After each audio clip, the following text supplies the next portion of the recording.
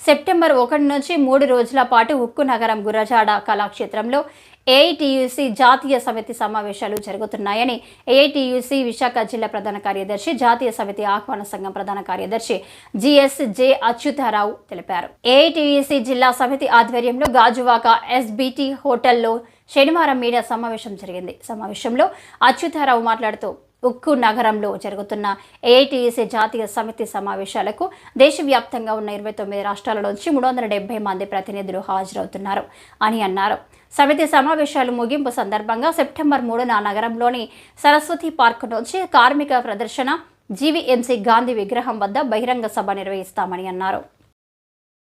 దీని ముందు స్టాలిన్ గారు మాట్లాడారు. బ్రిటిష్ ప్రభుత్వానికి వ్యతిరేకంగా కార్మిక వర్గాన్ని సంఘటితపరిచి విశాఖపట్నంలోనే కనీస వేతనాలు 1936లో ఆ రోజు విజయ్ కుమార్ గారు ఉండేవారు. Jute mill Chittuvalasa jute mill నుంచి ప్రారంభమైంది.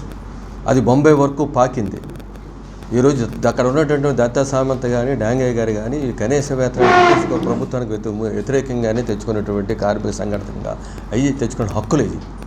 ఈ రోజున అటువంటి హక్కులు మన పాలనలోనే 44 చట్టాలని 4 కోడ్ల కింద మార్చారు. అంటే కార్మిక వర్గాన్ని ద్రోహం చేసేటటువంటి చట్టాలు తీసుకొచ్చే దాంట్లో ఈ కేంద్ర ప్రభుత్వం ముందు ఉంటుంది. అదేవిధంగా మన విశాఖపట్నం నుంచే ప్రారంభిద్దాం.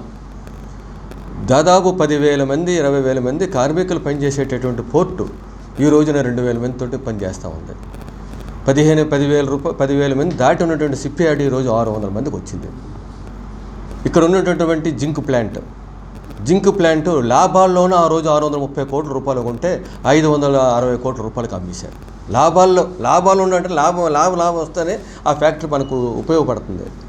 లాభాల కంటే తక్కువకు అమ్మేటటువంటి ప్రక్రియ తీసుకొచ్చారు.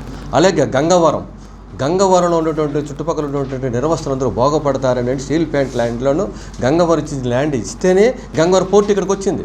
ఈరోజు అక్కడ ఉన్న గంగవరం ఉన్న కార్మికులందరినీ డబ్బు ఇచ్చేసి వాళ్ళందరినీ బయట తగిలేటువంటి పరిస్థితి ఏర్పడుతుంది. ముడి సరుకులు స్టీల్ ప్లాంట్కి వస్తాయని చెప్పేసి ఆ రోజు మనందరికీ వీరంతా కూడా ఏంటంటే ఏఐటీసీకి అధ్యక్షులుగా కూడా పనిచేయడం జరిగింది.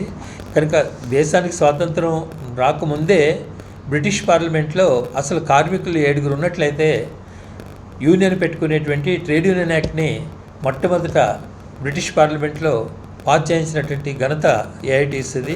ఆ విధంగా అనేకమైనటువంటి కార్మిక చట్టాలు ఇట్లన్నింటినీ కూడా తీసుకొచ్చి కార్మికుల యొక్క జీవన పరిస్థితులు మెరుగు కావటానికి తీసుకొచ్చారు. అటువంటి 44 చట్టాలను ఈరోజు నరేంద్ర మోడీ గారు అన్నీ కూడా రద్దు చేసి ఆఖరికి జర్నలిస్టులుగా మీకు వర్కింగ్ జర్నలిస్ట్ యాక్ట్ కూడా ఆయన రద్దు చేస్తాడు. ఎంతోమంది దేశంలో ఉన్నటువంటి మేధావులైనటువంటి జర్నలిస్టులు పోరాట ఫలితంగా వస్తే దాన్ని కూడా ఆయన రద్దు చేయడం అనేది జరిగింది.